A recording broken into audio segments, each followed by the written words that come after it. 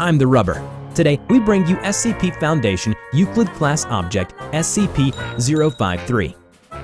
SCP-053, also known as the Young Girl, is a small 3-year-old girl.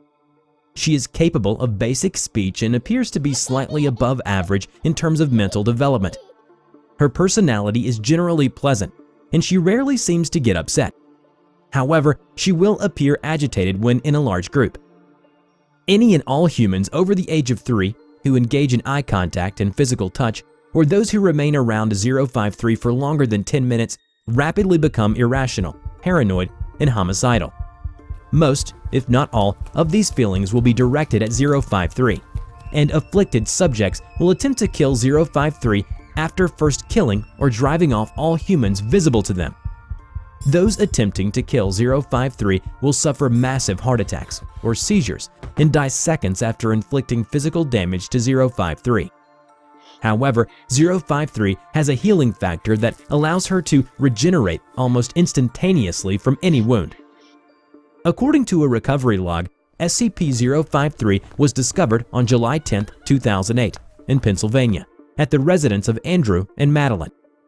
Police who attempted to interact with 053 also suffered from 053's anomalous effects, resulting in 5 additional casualties before implanted Foundation agents assessed the situation and properly secured the subject. Class A amnestic drugs were administered to all non-personnel involved, including Andrew's parents in Florida, as they had been exposed to information regarding SCP-053 through communication with Andrew. Since June 5, 2004, Andrew had been sending his mother news and updates on SCP-053.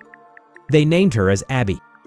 Below is the documentation log from 4 years ago, first email about Abby, to July 10, 2008, the last email sent out by Andrew to his mother.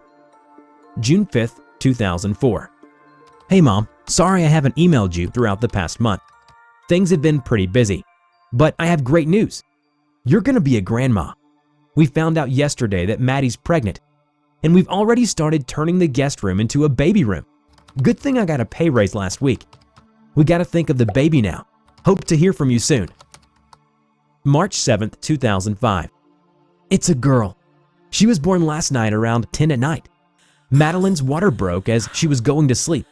We drove to the hospital so fast, I think I almost hit someone. Jesus, waiting for the doctors to deliver her felt like years. Now, as I type this email, she's downstairs, fast asleep in Maddie's arms. We named her Abby, and she's the most beautiful thing I've ever seen. I'll send pictures soon. March 8, 2006. Hey Mom, Abby's first birthday was yesterday. Howard and Rachel even showed up. Got to see their niece for the first time. Too bad you and Dad are all the way down in Florida. We'll have to visit when Abby's older. Love you. June 24, 2008. There's been an accident. We were at the playground and we took our eyes off of her for 1 second, and she fell off of the jungle gym and landed on her head. I saw blood. The doctor said she'll recover fine, but I can't sleep. It is all my fault. June 25, 2008. The hospital called and said that Abby will have to stay there for a few more days, but she's all patched up and on the fast track to recovery. No brain damage or anything, it seems. I'm just glad my baby is gonna be okay. July 2nd, 2008. Mom, there's something wrong with Abby. I mean, she looks and acts perfectly fine, but I know something isn't right with her. Madeline says she feels it too. We started feeling it after Abby's injury at the playground. We've had the doctors look her over, but as far as they're concerned, they couldn't identify any permanent damage, physical or mental. But I just know there's something wrong with her. July 5th, 2008. We got an email from Dr. Williams today. He says that he's been able to identify problems exist in Abby, but he can't determine if they're physical or mental. It just doesn't make any sense, he says. He claimed that whenever he was around her, he couldn't shake the feeling of wrongness. The staff who were working with him agreed, apparently. He didn't tell us at first because he didn't want Maddie and I to worry, but it appears that he just couldn't keep quiet any longer. What's wrong with my daughter? July 9th, 2008. I can't even look at Abby for more than a few seconds at a time now. There's something about her now, and it just shouldn't be. When I'm around her, I just get this awful, indescribable feeling, like I'd rather be anywhere else but next to my own daughter. I try and limit my interaction with her as much as I possibly can. It's terrible. But being around her, it makes me want to throw up. It's inside of her, in her eyes, in her skin, everything about her. I just don't know what it is. July 10th, 2008. I touched her hand. It felt so wrong. Madeline said she felt it too, but she believes that it's something inside of her. I'm gonna kill them both. I'm gonna kill that, and I'm gonna kill that thing. It needs to die. After receiving the last email, Andrew's mother quickly phoned the local police to check on his son. Soon after, police discovered 053 and the deceased bodies of the couple within the same room.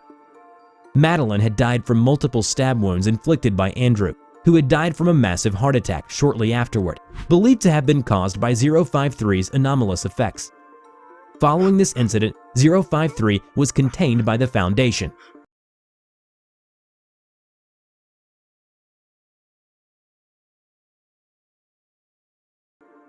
.053 is to be contained in an area no less than 5 by 5 meters and given adequate room to move. Toys, books, games, and other recreational devices are to be provided and rotated every 3 months. Proper bedding, bathroom, and medical facilities are to be maintained at all times. In addition, 053 is also given 3 meals a day, alongside snacks if requested.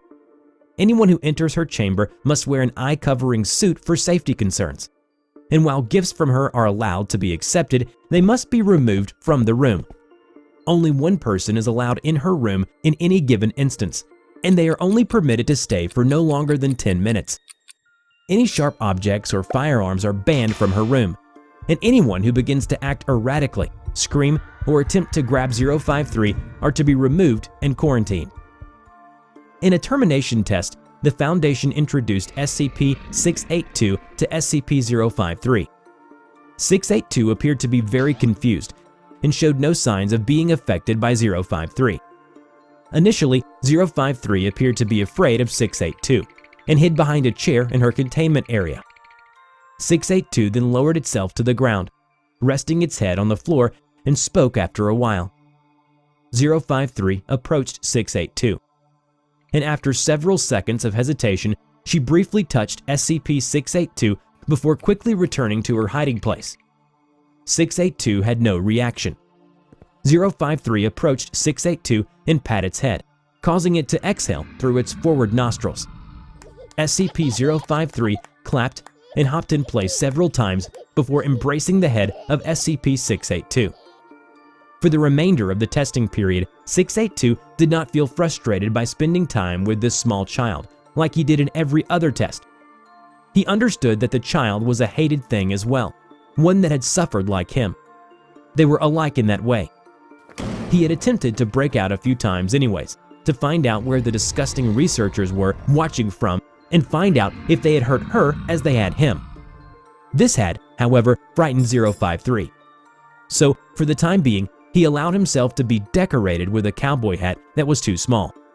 Although he appreciated how oddly pleasant and relaxing it was when her tiny arms hugged his scarred, scaly back and demanded to be carried around.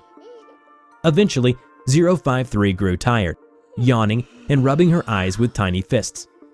682 lifted the child carefully in his teeth by the back of her shirt and carried her off to bed, placing her gently on the mattress and circling the bed once, twice, 3 times before curling around her in a protective little ring. Soon enough, 053 was fast asleep, and he was her new protector.